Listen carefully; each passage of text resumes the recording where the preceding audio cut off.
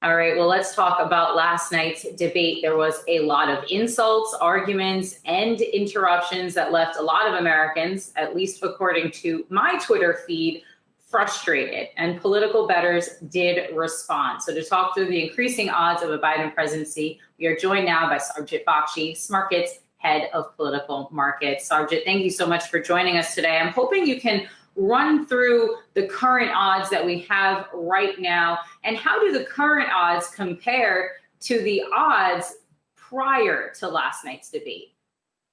So last time when I was on, Biden was enjoying an 8% lead over Donald Trump to become the next president of the United States.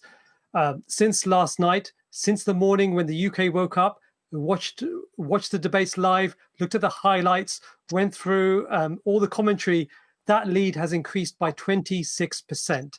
Joe Biden is now at 63% to become the next president of the United States, whereas Trump is only at 37% to stay president. It's an incredible shift and a big fillip and a big support for Biden in this amazing contest. Now, I know the UK is on a 5 or 6 hour behind us, or ahead of us, you could say, depending on the way that you're looking at it. But I'm wondering if there was a moment when the spread between the two started to accelerate. Was there a moment during the debate that bettors started to say, okay, Biden is definitely getting this in the bag, or did everyone wait until the debate was over to digest everything that they had heard? The debate happened to take place at an incredibly bad time for the UK. I think all the debates are scheduled for the middle of our night. So it started at 2 a.m., finished at 4 a.m. So there were definitely a few people trading that and moving that market out and pushing those prices up for Biden. But come 8:30, 9:30, 10:30, all throughout this day, all we've seen is Biden's relentless growth in that market as more and more people find the time to trade on that market and take in what's happening. The consensus seems to be that although Biden didn't really impress in that performance, what he did do was stand his ground. Donald Trump was clearly trying to rile him, make him seem confused, make him seem old or senile. I think he's tried to make him look. But Biden didn't rise to that bait. He answered calmly. He answered clearly. He clearly was there in that debate, very a clear participant. It wasn't spectacular, but it was enough.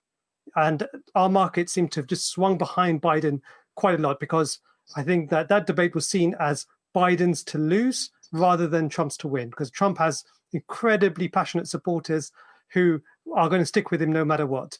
And the question was, can Biden just hold on to that coalition of people who want to see Trump out of office enough? And from what we're looking at, it seems that this is the case.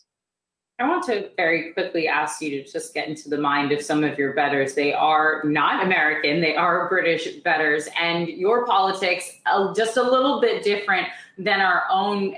Do you at all think that there might be an overestimation of voter disdain for the kind of acrimony that we saw last night? I don't think I've seen quite such acrimonious conversations between two politicians in British politics, although I know Parliament can get quite tense and rowdy itself. Well, I mean, people in the UK are really interested in US politics. They follow it religiously. They get into it. I know people who are only interested in American politics, not interested in UK politics, despite living here. So it's not something that that we have ever seen in a presidential debate. I think this is the first for the world to see something like this televised. It was very, very difficult to watch. As I said, it's hard to see the policy differences with the kind of debate that was happening. But I think what people have done is they've taken the PTSD that they've got since 2016, when the polls were out of line, and they put that onto 2020. So Biden, according to the polls, according to our markets, should be winning. I mean, in our electoral college aggregation market, Biden's at 306 electoral college votes to Trump's 232, which ironically is what Trump won at in 2016. But still, there isn't a caution based on what happened previously that's not pushing Biden over that 70% barrier at the moment. All right, Sarbjit Bakhshi, head of political markets at Smarkets. Thanks so much for joining us today. Thank you. Hey investors, Zach Guzman here. Are you interested in learning more about the markets and getting the latest financial news? Well, then click right here to subscribe to our Yahoo Finance YouTube channel. Get the latest up-to-the-minute market analysis, big interviews in the world of finance, and information on how to manage your money every day wherever you are.